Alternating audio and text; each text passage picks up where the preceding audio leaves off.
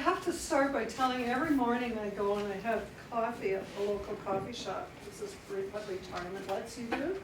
Today I was sitting there and there was these two guys, a young guy and an older guy, clearly a university, probably graduate student, and his mentor, carrying on this long conversation, 90% of it by the student, naturally, and going on and on and on. And finally, the student said he had been reading this very seminal textbook in whatever subject area it was, and there's this pause, and the old guy said, "Oh, you mean the blue one?" And then there's an even longer pause, and the student said, "Well, it was an ebook."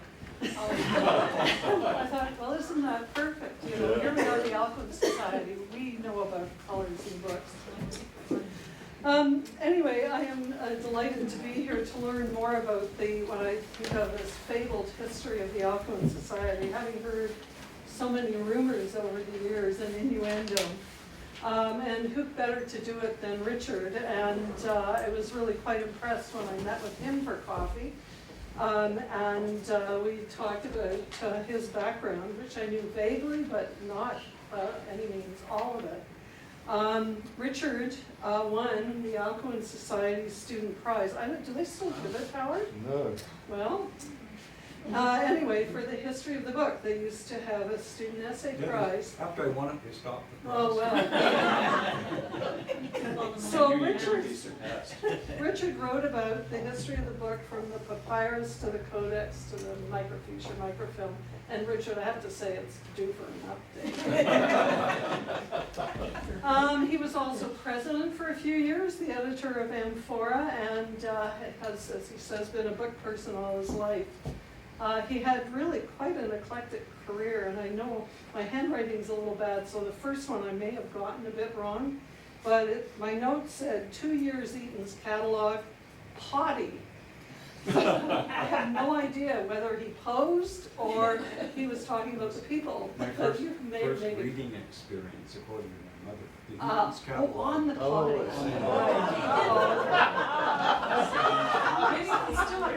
Okay, well. It's all been downhill. It's all been downhill since then. All right.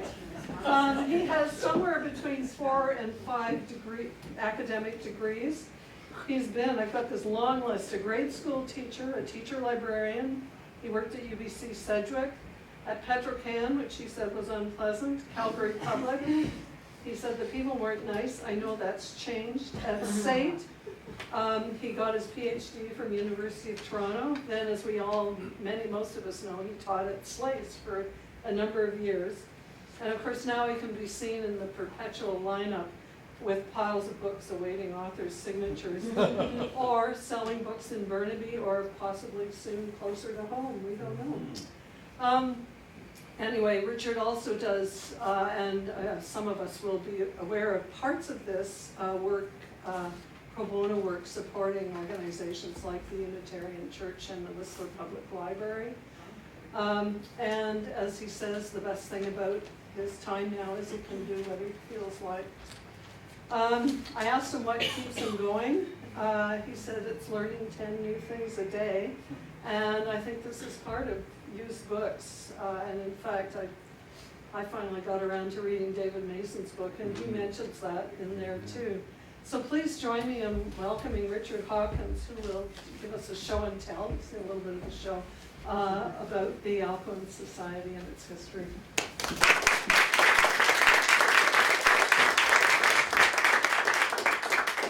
Lynn introduced me to the best almond croissants in the city at our meeting, and that's no small thing. Okay. You know, when you're giving a talk, you sort of hope everything will be smooth. Well, one of my teeth is falling out. I'm just glad it hasn't done so yet. I'm getting a cold I got from Lumi. Spare the details. We heard the lights were out here, and so we didn't know. They were for a while, I think. I don't know. And I left my bloody notes at home for this lecture. But one of my friends in the audience said those are the best kinds of lectures. But it doesn't faze me anymore giving a talk. Because once a guy contacted the school and asked my student had written an article about motivating people in the workplace and put it up on the internet. The guy read it, and then he wanted her to give a workshop to his employees on motivation. And I talked to the student, and she was, fear-struck by the whole notion of this thing. So I thought, I'll do it. And it wasn't bad. They paid $500. But I did a lot of prep, and talking about motivating the people out on the, it was a box company, and about motivating people out on the floor. And halfway through, I have to let somebody in, I'll be back.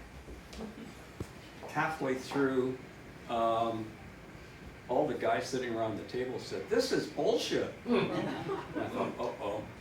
And they said to their boss, they said, "The problem's not the workers, it's you." And whew, I didn't know what to do after that. But we did get it back on track. But then they said every day they would come into work and the boss would tell them right away, first thing, what they did wrong on the previous shift. They said, "You never have a kind word for us." Anyway, I managed to get through the whole thing. But after that, nothing phases me. First of all, Please have a seat. the first thing I want to do is thank Gina Page and Lumi Constantine for all the work that went into setting up these 3 lectures. So thank you. And I want to acknowledge some sources that really helped a great deal. One is Amphora 140, one is the 40-year history. And there was a lot of good information in there. I'll be paying tribute to Jim Raynor tonight, who was chair for 10 years. And Jim did an incredible, I don't know if have you ever looked at that bibliography? It's really a useful piece of scholarship, because it's here if you want to look at it later. So really useful. I mean, he's figured out where everything came from, the dates, and then I want to thank Lumi for giving me the code. No, not for giving me the code. For doing the slides. Thank you. According to Jeff, his idea was to start this society to throw some work Will's way. And so we called a bunch of people together to have a meeting. There were people like Bill Duthie, H.R. Macmillan, Basil Stewart Stubbs of the university, Anne Yandel. There were a lot of, Bill McConnell, who had his own press, a lot of important people. So I think it really was Jeff Spencer's brainwave to start this society. Now, I don't know who chose the name Alcuin Society, but of course, I mean, it does present problems. It has over the years. Is this the event? Yeah. I mean, a guy came up to me once at one of our meetings and asked me, he said, "Say, who is this Alcuin guy anyway?" And, then it's a matter of saying, do you want the short answer or the long answer? Well, it's a strange, I mean, I think this is not really an authenticated picture of him. There is only one, and you didn't find it. Okay, there is only one. This is somebody's idea of Alcuin. Now, Alcuin was basically, he became Charlemagne's cultural minister and taught Charlemagne and his son. And he developed a lowercase script, the Caroline minuscule, and was an important cultural figure. What are the dates? I had a piece of paper, but it's at home. Oh, okay, right there, yeah. I mean, but why would you name a society the Alcuin Society? I mean, it's just caused nothing but confusion. Do you agree? He was an Englishman. Pardon? He was an Englishman, and so was Jeff. Yeah, that's probably it. I mean, okay.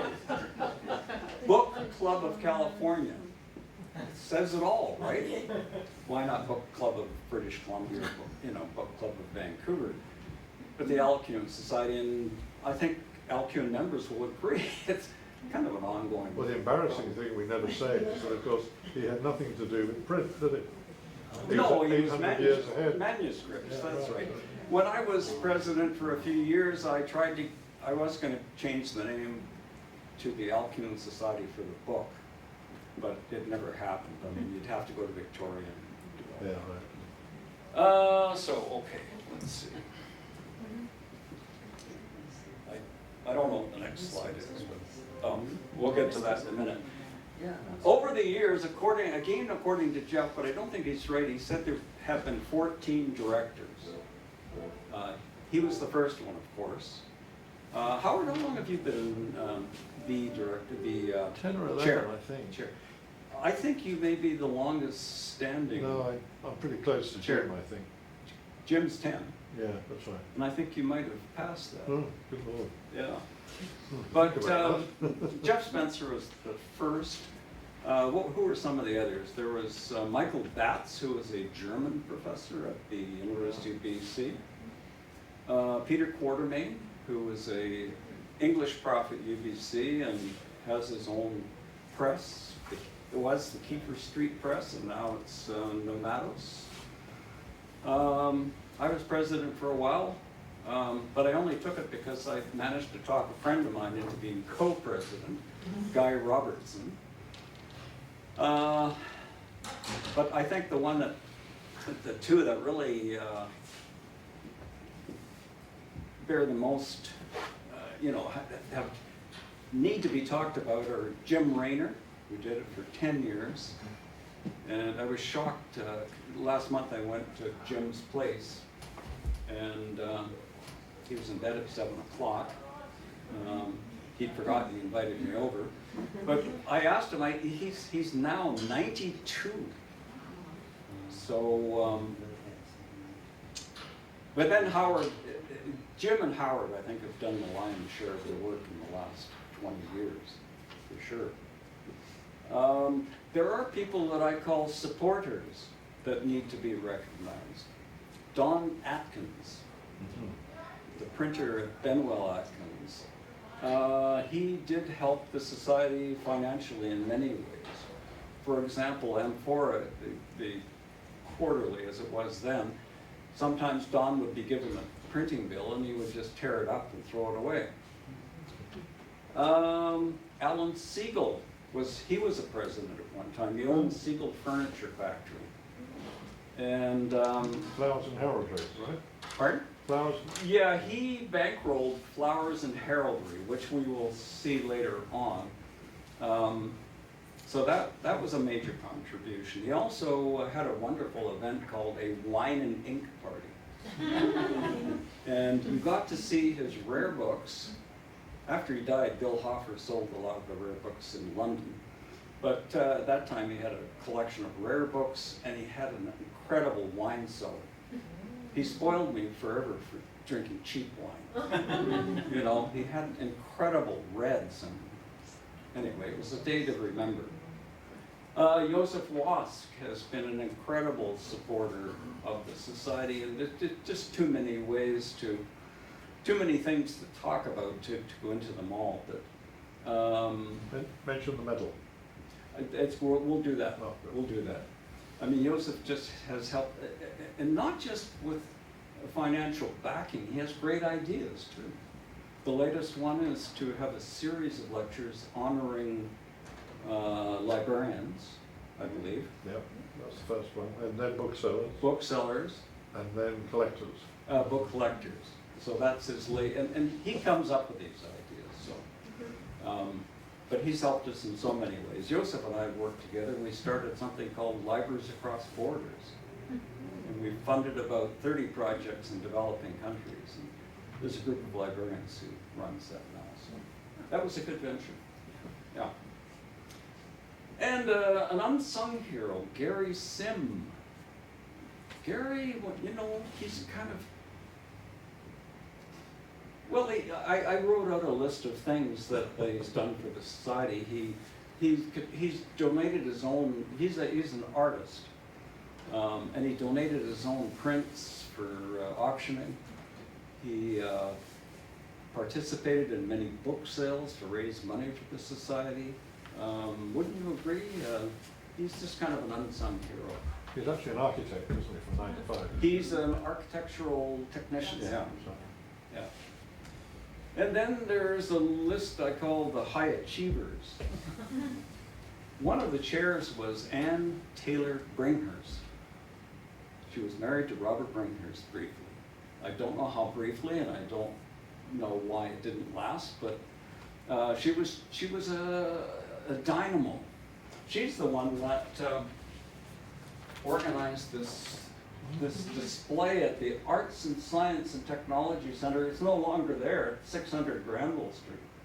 I don't know how long it was, a week or two, but there was all kinds of demonstrations of printing, and these posters came out of it. No, she was amazing. Maybe it's because she went to the Yukon to teach that she's no longer Bringhurst, Taylor Bringhurst. But she was an incredibly high achiever. Another high achiever is Leah Gordon. In my own opinion, the biggest achievement of the society is the book design competition. And you'll see why when I get into it. My contention is that the publications has had a very ragged history, and the programming has been quite ragged, but the book design competition has been steady improvement over the years. I can say that about the website too, thanks to, well, you know, the first website that we had was designed by one of my students as a project. So we didn't have to pay a dime. It was quite good too. But then the society got tired of it, and we hired somebody and paid him several $1,000s, and we couldn't use it. It was too slick. It was too corporate. Who designed the new one? Jessica Sullivan. And And Zoe, gosh, I'm sorry. Zoe Graham? Graham, yes. yeah, so the latest one is actually achieves a nice balance, and so yeah. Richard, when did the book design awards, when was that? I'll talk about that. Okay, good. Yeah, you're anticipating that. Thank you. Okay, and Roberto Dossel has been a steady influence on the society. He and I, remember those design competitions up in the library school? I remember we wrote with Ronald Hagler, Ronald Hagler and Dennis Yeah. Nash. Yeah, Daniel Nagy. I'll be talking a little bit about that. But Roberto has been a steady contributor. He's one of these people like Gary, you know, he's always there, but he doesn't always wave a flag. So anyway, thank you. Okay, publications.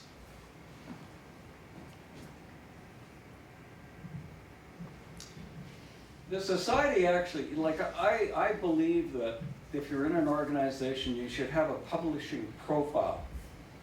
And the society started out with a very firm publishing profile. It was to reproduce worthwhile Canadian texts in a well-crafted book. That was the mandate. So in the first one, Will Hudson did this one. It's all letterpress. And to me, and I brought a copy. To me, they achieved. You know, that was part of it. Fulfilled the mandate. The second one was Hetty Dorval by Ethel Wilson, and the reason that it was published by a different, it wasn't done by Will. He was too busy working on the first book and the third book, so they gave it to Charlie Morris in Victoria. And there's a story that may be apocryphal, that Ethel Wilson signed them all on her deathbed. I don't buy that. I think she signed them in bed and then later on died in the same bed. But, In another bit. that's the story that goes on. Oh yeah, Ethel, did she sign them on her deathbed? No? We don't. Whatever works. Yeah. It's a good story anyway. There's the third book. It's usually referred to as John West's Journal. Again, you can see it's got some boxing on the case because there aren't, I think that may be the only copy left. But again, Will Hudson, you know, you can see the care and with the border and the typography. So far, we're sticking with the mandate and the profile. Now, the fourth book to me is a disappointment. This was done by Evergreen Press because, oh, yes, I remember. Why did it start to taper off from the original quality? Well, I think it's because the economics of publishing became more difficult. I have a hunch, this is my theory, maybe Gina will back me up. I have a hunch, you know, they set out to help Will Hudson. I don't think they paid him a lot. And I think eventually he got fed up, right? He took a hike. There's something coming out about Will, isn't there? Yes, in the next chapter. Oh, okay. Is there a film too? There's not a film, but there's quite a bit, there's a blog site that's been developed. I can tell you more about that. Okay, good. But anyway, I don't think they paid him a lot, and I don't, to me, I mean, it's not bad, but it's not the same quality as the first three. The next one must have been, the next one was letterpress too, and it was never really finished. It was done in fascicles, 2 separate fascicles, and put into a double slipcase.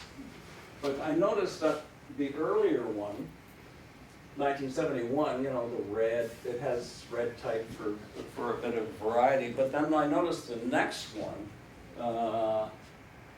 you know, it's not quite as striking as the first one. I mean, I see a trend here, you know. Oh, well, this is right up until this slide, Worthwhile Canadiana, published in good editions. Well, this is nothing to do with Canadiana, so there must have been a break, a change, you know, the mandate. They let it go. But this one, Alan Siegelbank rolled. And one time I got a call from Alan's son, and I appraised his library. I found out after all the good stuff had gone to England with Bill Hoffer. So Some of it went to California. California to Serendipity? No, it was a dealer in LA. Okay. At any rate, I got what was left, and I got one of my students to do a project, and we sort of did a bibliographies. But then, in gratitude, well, first of all, they published way too many. I mean, if anybody in the audience will take 10 copies, I'd be happy, because they're all in my garage. Well, no, they're in my storage locker in my garage. And it's a beautiful work. Leah and I one time framed a couple of these images, and they look fantastic. But they published way too many. But again, it's a total change. I think the next one is a change in. Yeah, this is quite a change too. But by this time, the German professor, Michael Batz was president, and you know this is not Canadian. It's actually an important book, though. It's an important book. Yeah. But my contention is there's no profile anymore. It's kind of like all over the place. Yeah, it's a good book. It's a good book. Oh, and this one was done around my time. It was, we wanted to produce something, and so we took the best articles from Amphora and put them in this publication called The Praise of the Book. And one of the real contributors, early contributors to the society, Barbara Hemphill, was editor, and she's unfortunately died at a fairly young age, so she's someone that should be honored for her contribution as well. That may be the last book we did. Yeah, because now we're into pamphlets. Well, Ralph knows this one, because this was produced after the donation of the Aldous collection to SFU. And so it's co-published, SFU Friends and Alcuin Society. Do you want to say anything about that publication? It had to come together fairly quickly. Mm-hmm. It had contributions from Joseph, from Hugh Mcdonald, the collector, Mhm. myself, from John Stubbs, Mm-hmm. the president of SFU. The photographs in the back weren't done quite in the professional style we might have wanted. The layout was done by Crispin at the Barbarian Press. Okay, And always a good move. it all happened actually, although I had quite a bit to do with the writing and editing, all the decisions about the format and so on came about when I was away at some conference, so it was done in a jiffy and came out pretty well. It did come out well, yeah. And this is Jim Raynor's bibliography I talked about. And all of these things are here if you want to get a closer look. What other pamphlets did we do? Oh yeah, this is one that Jim got permission and reprinted from the Los Angeles Times. And it's about a black fellow, I forget his name, but it's about his book collecting. And this is one I did with Terry Stillman, the bookseller. Terry wrote the text, and we had David Clifford is a great printer. I'll show you some of his work later too. We had fun doing that little pamphlet. So over the years we did some pamphlets. Keepsakes. The keepsakes were all over the place, but that's okay. You don't need a publishing profile for keepsakes. It's whatever comes to hand. This one is excerpts from 3 Egyptian letters printed on very nice paper in letterpress. This one has a map that goes with it. I think it's probably rolled up in the corner of my study. I couldn't find it right away.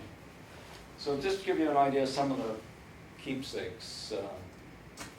A couple of Christmas cards that, a lot of these came from Jeff Spencer's brain. He was the one that, well, he was an achiever too. Customs of the Chapel and a Christmas gift for the Emperor. Again, you can look at those later if you like. Books and Writers, Santa Claus. Again, I think these are both Christmas cards. And this one is, give a man enough rope, the response of an injured workman to a letter from the Workmen's Compensation Board. Oh, and this is, Yeah, it is. which is it? Huh? George Kuthan. Kuthan. Yeah, these were, we really screwed up on these, so we folded them when we sent them out to members. And we should have bought mailing tubes. I think the other one is photographed too. No, we just did one of them. This is a keepsake from a lecture given by Roland Milroy at Public Library, sponsored by Alcuin. Kuthan's Menagerie, Robert Reed contributed. This is a Jim Raynor idea. It's a Roderick Haig Brown article made into a pamphlet. It was a nice keepsake, that one. Now Jim always asked permission. You'll hear later that Jeff didn't. Jeff would republish New Yorker cartoons, and one time we said, did you ask for copyright? Why would I do that? So But Jim always got permission. This is from a lecture that was given. This is pochoir, is that what it's called? Pochoir, yeah. And I looked it up today, but again left the notes. And this is one that Robert Reed did for Celia Duthie's lectures on. Well, I have to tell you that story. I mean, see, you know, Celia Duthie came and gave a lecture, but no one thought to ask her about visuals. So, you know, she would do this. She'd say, "This is one of our publications." She even held up bookmarks like that, you know. And ever since then, I've insisted that the Society illustrate its lectures. But Bob, you know Bob Reed. The guy's a genius. And he told me the other day, well, I gave him a ride to our book auctions, and he gave me a Charles Van Sanderwick for doing that. You know, a special one that he did. Anyway, Bob is I think if I understand correctly, he had the first private press in Canada, and he worked for McGill and. Well, when he was at McGill, he produced that bibliography. Lawrence Land. And it was described somewhere as the most beautiful book Canada had ever produced. But anyway, A Bob, copy of at UBC. when I was riding with Bob, he said, he said he does these things because he gets bored.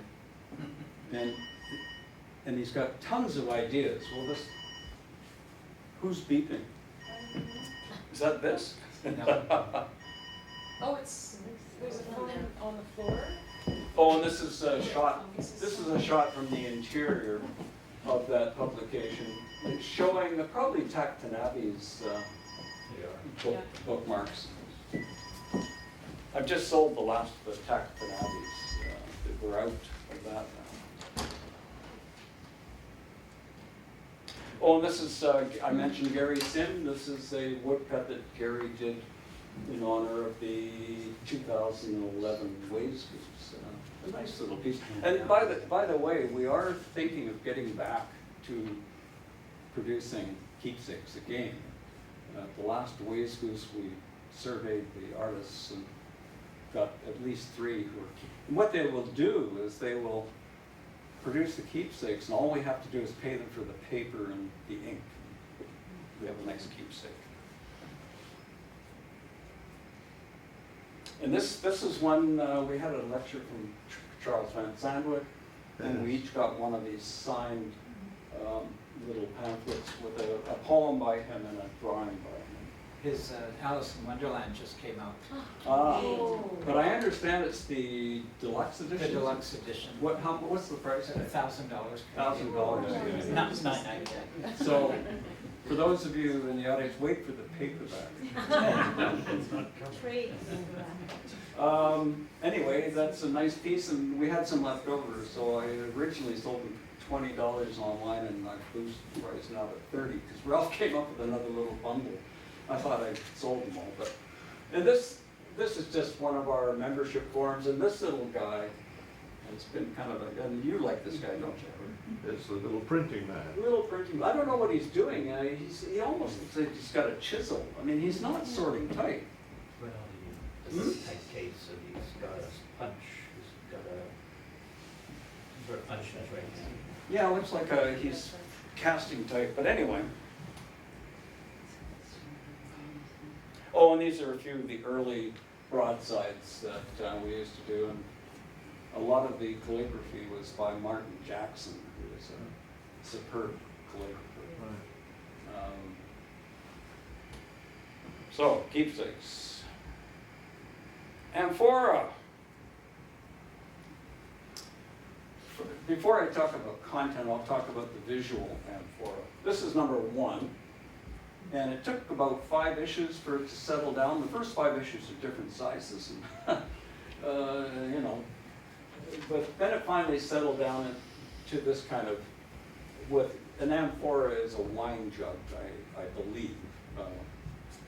And that I can understand more than Alcuin. But this is a nice cover. Do you have any here? What, wine? I got all the amphoras. Then they started playing around with that amphora and they put it into a pattern and a single amphora with a border.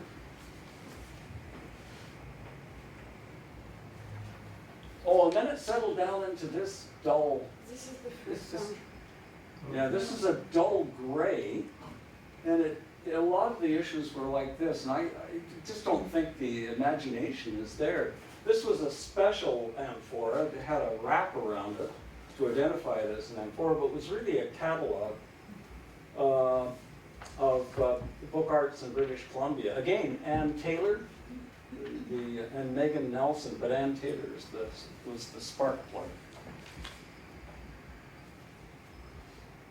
Every once in a while, they'd break away from that dull pattern with a special cover like that. And it's really great. Now this is the worst amphora ever published.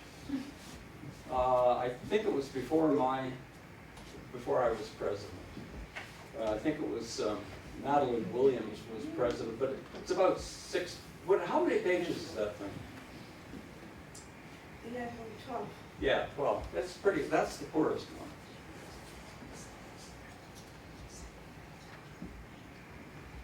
And they took that basic one and, a little bit of color makes a big difference.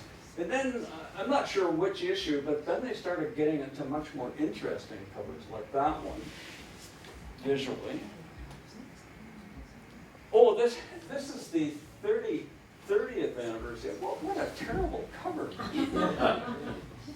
I mean, it's terrible. I mean, this one's quite nice with the alphabetical A.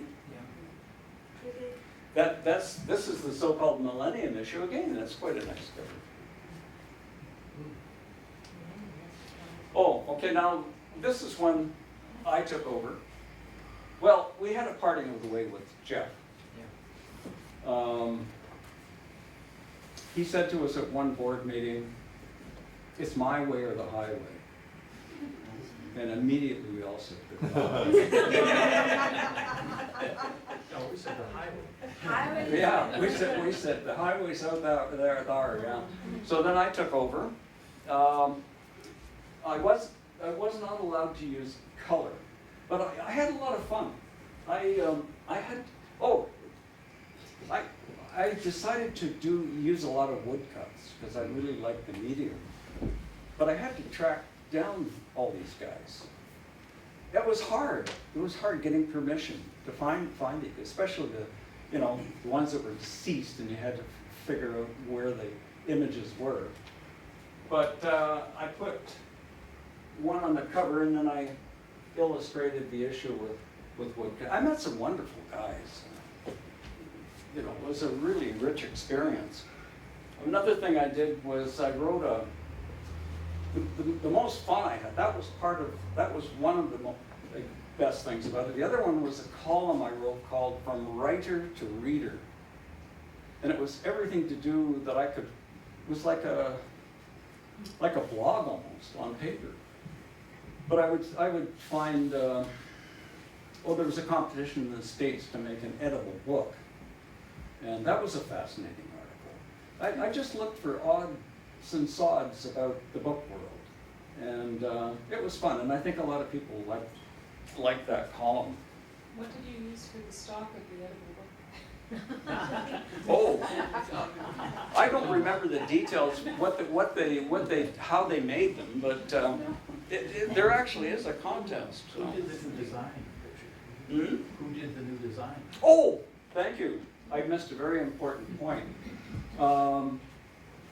Robert Reed did the design of the new series of amphora.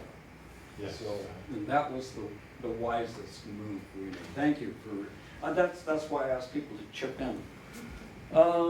This is just an important issue because it's the 40, we really did a lot of work on this 40-year celebration, and I used it in preparation. Now, they kept complaining, particularly Jeff, that I was getting the publication out late all the time. So gave me the heave-ho. And they brought in Roland Milroy from Heavenly Monkey Press. And he would never tell me why it's called Heavenly Monkey Press. But this is his Charles Van Sandwyk issue. Notice it's signed.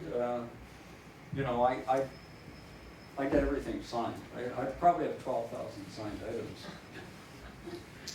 And once, because it's a known joke, I once said to Eric Swanwick, I had a poster of Eric Swanwick, and I said, Eric, sign this as a joke. He said, what do you mean a joke? I said, no, you're not the joke. The joke is I always ask people to sign things. Okay. So, yeah, Roland. That's full of illustrations from the Wind in the Willows. That's right. It's a really beautiful edition. Yeah, I Yeah. promised you one of those, Yeah. not the signed one. The rare unsigned one. This was another issue. This is called the Arthur Schick, Schick Haggadah. Haggadah. The Schick Haggadah. And this, I mean, what a stunning cover. Another thing Roland did was he would tip in woodcuts or wood engravings. That was Joseph's contribution. Joseph, again, another Joseph contribution. And that's the one from Shinziki. That's one from, Ishi. yeah, And that's, it's absolutely incredible in real yeah, life. it was kind of a fun thing. They had to invent a press that didn't exist, but They wanted to. They wanted to exist, and they had to make up like Printer's mark. a logo or a printer's mark. Yeah. And this is our current editor sitting at the back, Peter Mitham, and he's continued. Well, by the way, I was not allowed to use color in my own defense because it was too expensive. Well, these guys, you know. But look at this full page spread of different aspects of the society and color on the cover, and we continue to publish in color today. I was going to talk about content event for it. Of course, Jeff edited it for years and years and years and years. Even when he went to England, I think he still edited it. And if you read carefully, he complains about the difficulty of getting contributions. So how did he do it? Well, he wrote a number of articles himself under his name, G.E. Spencer, or sometimes, maybe with tongue-in-cheek, he signed it G.A.S., Gas. But he had a lot of fun with pseudonyms. You'd see these articles and it would be by Tea Kettle, or Teapot, or Donnie Zetti, or Geriatric MD, or P-Brain, or Donnie Brook, Gary Baldy. One he really liked to use it quite often is Sea Urchin, Sea Urchin, Molly Coddle, You Are Kidding,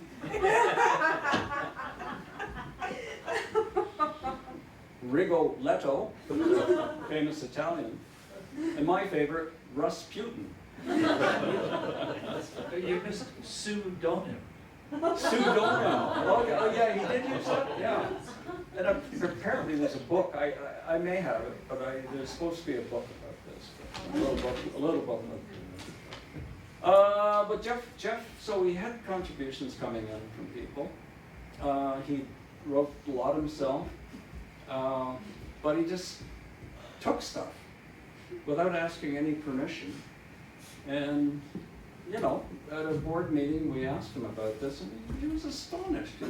Why would I ask permission? Because, I'm doing them an honor by republishing their piece. He also had a little column called Carolyn's Minuscule. It was kind of full of little odds and sods, too. Peter, when I was editor, I had a little stable of guys. Like I had my friend, Gary Sim, not only a good artist, he could write well. Terry Stillman, who is a bookseller, and Guy Robertson, who's a librarian who is making his living on disaster planning now. That's how he makes his living. But I had those three guys, and you know, I could always count on them. What do you do, Peter? I'm recording you. I understand you have difficulty getting contributions. Well, without giving away trade secrets, I mean,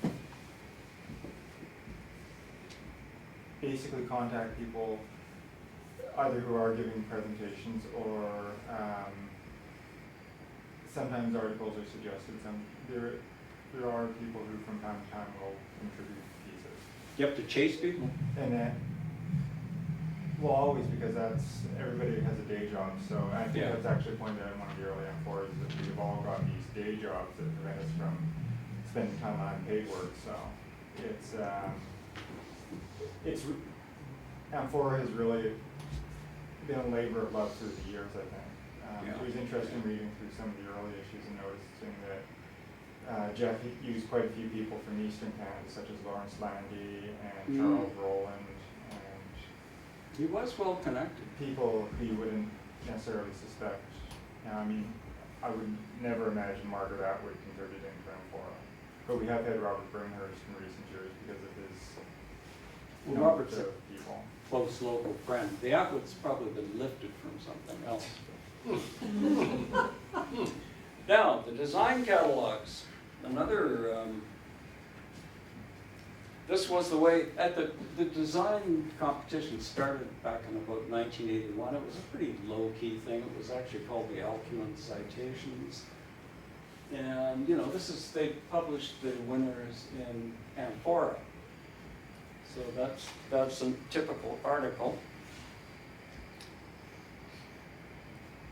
Roberto will recognize this. He and I did this on his office desk. Well, he did the design. I don't know why I was there. I wasn't much help. I don't know why I was there. But it's typical Roberto, elegant, simple, you know, but we were limited to black and white illustrations. Again, it was a money thing. But anyway, I have fond recollection of. Yes, I do too, actually. Yeah. Very fondly. Yeah, yeah. And then it grew a bit in size. What I'm trying to show here is there's a development, as opposed to the Reverse. well, no, the publications are all over the map, but there's this, and so size and then color on the cover, not on the interior, and then color on the cover and in the interior. I don't know how probably Joseph helped. Well, not initially. Initially it was an anonymous donation by somebody who wanted it to be in color. And it was going to be just for that 1 year, but we couldn't go back. No, you're right. Once we went to color, we couldn't go back to black and white. And here's the most recent one. Again, not as much, I mean, it's subtle, more subtle color, but lovely color. You know, it does honor to the books.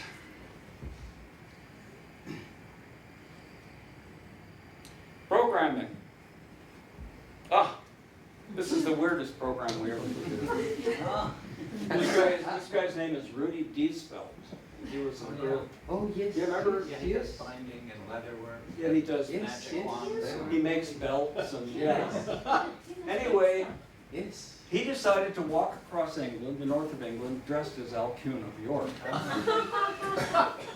And he was pissed off because the rest of us wouldn't go with him. You know, I said, are you kidding? I'm not, you know, his wife was with him. She drove the car. But that's probably the most unusual thing we've done. But we have given many lectures over the years. This one by Frank Neufeld. There's the poster from it. We've had Robert Bringhurst do lectures. One of the funniest things with Robert Bringhurst was an old friend of his, a very good friend of his, was sitting in the front row. Robert, if he's reading from a prepared text, he's pretty good, but if he's just talking off the cuff, he can mumble a bit, you know? And this woman said to him, "For God's sake, Robert, speak up!" That was a great moment. We had Nicholas Basbane, the kind of dean of the book world in the U.S. He did 6 lectures for us. Who are David? Who's the famous designer that we had? David. Yeah. Doesn't matter, but no. And Basbane's came thanks to Joseph again. That's right. And David videotaped all those, didn't you? That's right. Yeah. We have to have an evening of contributions by Joseph. I think so. I think Society, it warranted it. Of course, many lectures, but also the Ways Goose starting in 2004. This is the first poster, and this is some of David Clifford's work. I do recommend him. He's Blackstone Press. And I had him do the first 2 posters for the Antiquarian Book Fair. And then we went to a cheaper process. But that's another Ways Goose poster, a more current one. Oh, the Ways Goose was a big success this year. Yes, we'll have the poster. It was a good vibe. Oh, yeah, you put the poster in at the end, yeah. Oh, and we used to do this, the Antiquarian Book Roadshow. Did you ever participate? You were an appraiser? So people would bring their books, and we had a panel of booksellers, and they would appraise people's books for them. I think we stopped doing it because we didn't get any new members in it. Right? Isn't that what we stopped? I think Yeah, it just didn't produce new members.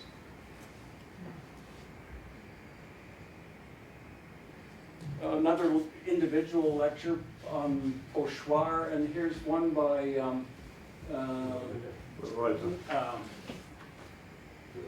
Will Reuter, yeah.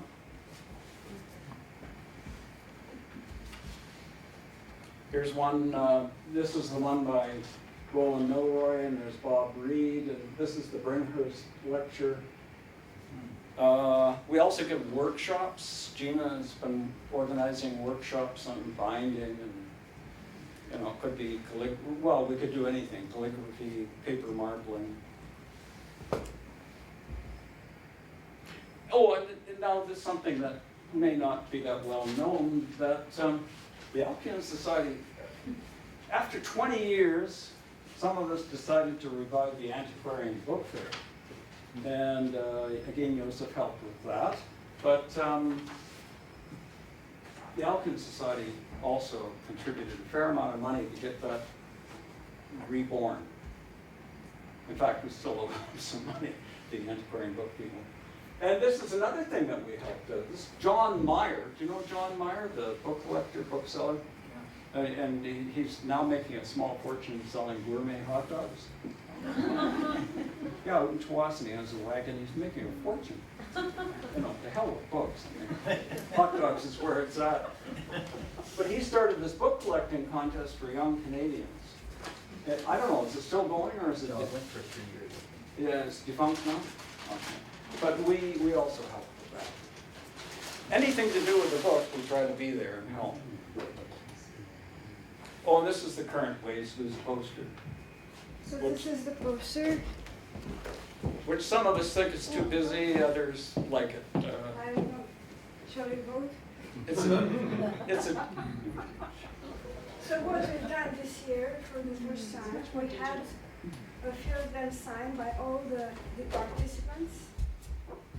So we'll then have them for sale.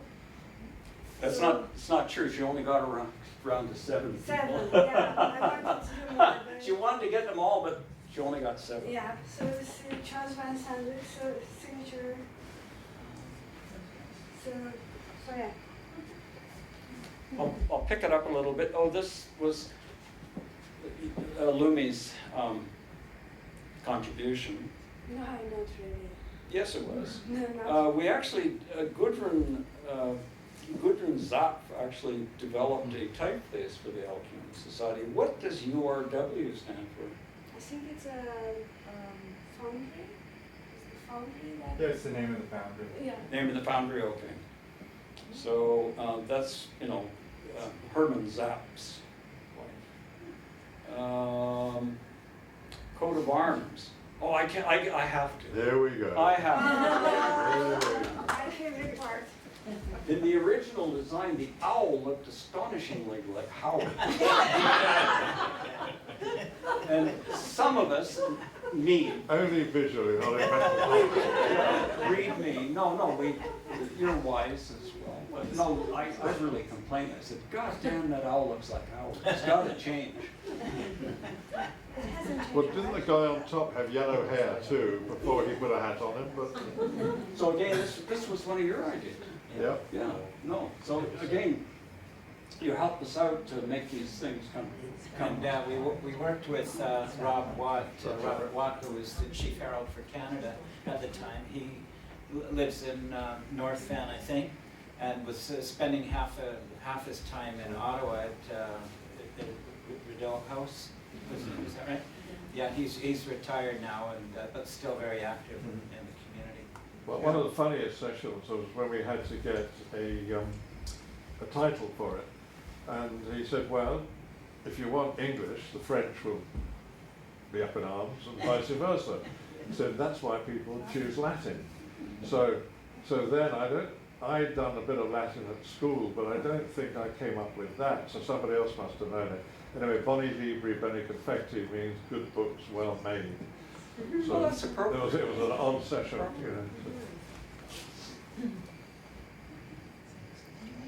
Oh, we also have the Governor General as a patron, right? Yeah. This is the. 2 or 3 governor generals have done that now. Yes, yeah. This is the Robert R. Reed Medal. Gee whiz, I had a list of all. Again with Joseph's help. Again with Joseph's help, yeah. I had a list at home, of course, of all the winners. Well, I've got them here actually. Oh, it's good. Do you want to read out the recipients? The first one was Robert R. Reed, then Frank Neufeld, Jim Rimmer, Glenn Galuska, Stan Bevington, William Reuter, and then the recent one was Jan and Crispin Elstick.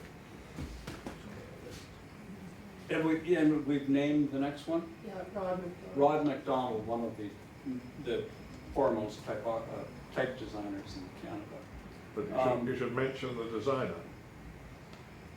Oh, of the medal? Yeah. Was it that crazy? That crazy brilliant artist. Robert Chaplin? Robert Chaplin, yeah. Yeah, when Nicholas Basbane came, Robert Chaplin dragged him off to a bank vault to show him some things. And it was the world's smallest book, wasn't it, on a microchip? oh yeah, he's created the world's smallest book. You need an electron microscope to read it. This guy, well, I once drove him from Marpole downtown, and that was it. That was enough. 15 minutes of this guy. Wow. He's got energy. So the Robert R. Reed Medal is for lifetime achievement in the book arts. That's right, Yeah. And I brought something to this. I suggested that we start looking at the ages of these people on the list, because at least 2 have passed away. And so we're trying to give the older, before they disappeared, because it can't be given posthumous. So if you're a designer in the audience, you'll have to wait. Oh, and these are some of our logos. Again, the little man. I think the book, the open book, was that Jim Raynor's idea? Anyway, and this is by our typography expert who is now in San Francisco, Shelley. Yeah. And is that it? Oh no, the website. Do you want to comment on the website at all, or? So I don't know much about your website, but maybe some of you remember it with the old logo. It was, I don't think it was that bad, but it was a bit confusing. Things were hard to find, like what was exactly the news, what were the activities.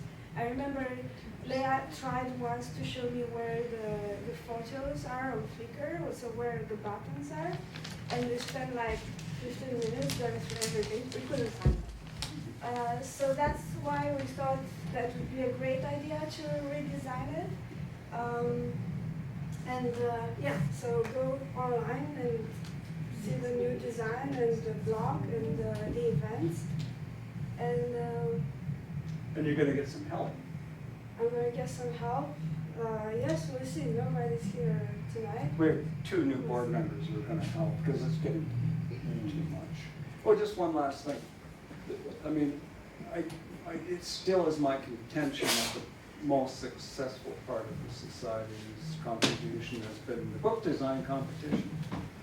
And you've seen the evolution of the catalog. I believe the content has improved over the years. I think the commentary in the catalog used to be kind of done in an act. Ron Hagler, remember he did? Yes. He had an amazing memory. He'd go away and write something. How is it done now, the content of the catalog? Well, actually, we've been very lucky. We've got somebody, Mike Raynor, who is Former students of mine that is here. Bernos, and he now actually goes to the competition and takes notes as to what the judges say about the winning books, Right. and then writes them up, and he's really good. No, that's brilliant. That's brilliant. So, you know, the physically content judges. Judges, there used to be the same 3 judges every year. I have to acknowledge that I will take credit for breaking that vicious cycle. Well, you know, it was. But we cannot do this anymore. I remember talking to Anya Angel at the library at the UCSC. We cannot do this anymore. There's another great person who contributed. And Robert, Yeah. Robert. No, here's what. We called it Bob Reed, and then the whole thing changed with Bob. Yeah, he was a terrible judge. See, it was, yeah. He was on the goddamn phone all the time. Fantastic. And he was way behind these other guys. Sorry. Anyway, he was fantastic. That's just a little tidbit. No. This is what happened. So we always use the same judges. Right. You and Ronald and Dennis. Right. And then we started getting feedback that it was biased to Western Canada because Douglas and McIntyre would win a ton of awards. Then we changed the judging. We got them from right across Canada. Douglas and McIntyre still won. But it was a good change. It was a good change. And the publicity. I mean, we have done a lot for Canadian book design and the book community because how many places are the books displayed now? 22. And PEI was the last holdout, right? Yeah. And they didn't do it this year, but I think I've got somebody who will be doing it next year. I should know within a week. The books go to Japan, to England? No, not to England anymore. Not to England anymore. But But here's the clincher. This is thanks to Joseph and Leah. The books now go to the Frankfurt Book Fair and are judged internationally in Leipzig. And the government hasn't contributed a sou, nothing. So I think with the young Trudeau, maybe we should try again. You know? I should make him an honorary member. There's a spot on the board. There's a spot on the board. Questions? Any questions? Yeah. You need to comment on the food at the Vancouver Lawn Tennis Club in the Jeff Spencer. Well, yeah, that was Eugene Horvath. We used to hold the book auction at the Vancouver Lawn Tennis Club. And God, the spread of food was incredible. It was a terrible room for auctioning.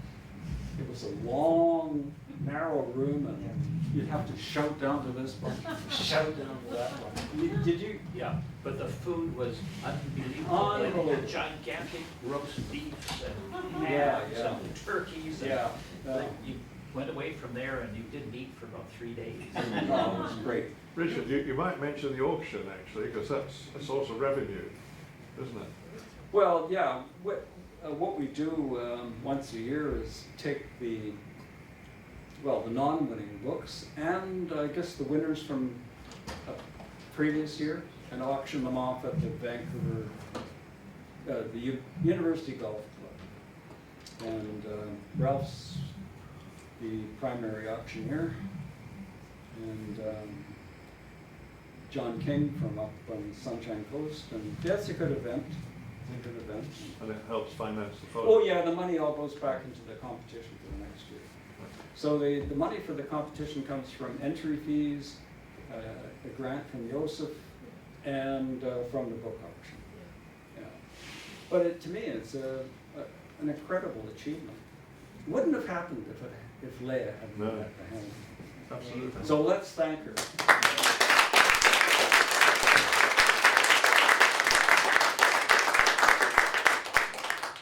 Now, that's all I have to say. If there are any questions, further questions, I'll answer them, but otherwise you can take a look at some. Yeah, Joseph.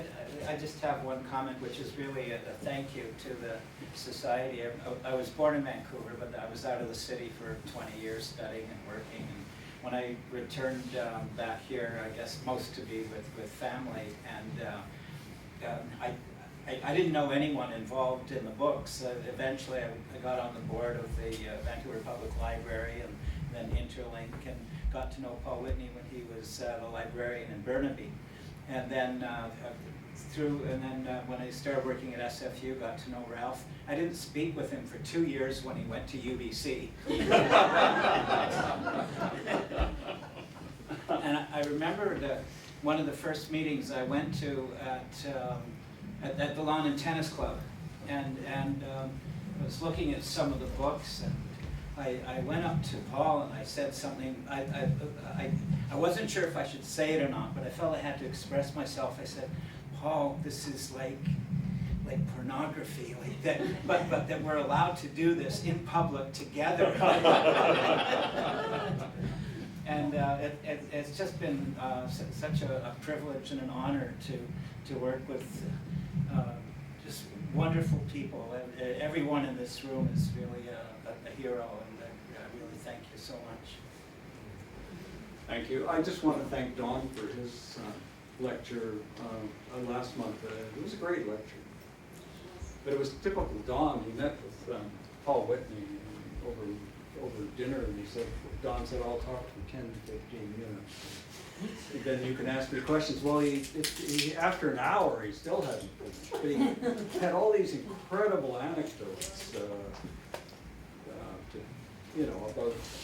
about going to people's homes and seeing their collections. So thanks, Don. Well, thank you, Richard. Sorry. I just want to say that what amazes me is that the center of publishing in Canada is Toronto, and another center is Montreal, and the population of those provinces is multiples of this one. Yet the really dedicated and long-lasting bibliophile society is here, and we've made a national contribution at the very least. And it started out 50 years ago when Vancouver was a much smaller place. And I think that's a huge contribution to the world of the book in Canada, and I think it's quite remarkable. Well, there is another theory. That's all the nuts migrate west. I would like to add that Chester, who was a guest speaker, has in fact slipped into the back row, having flown out from Toronto for this very event.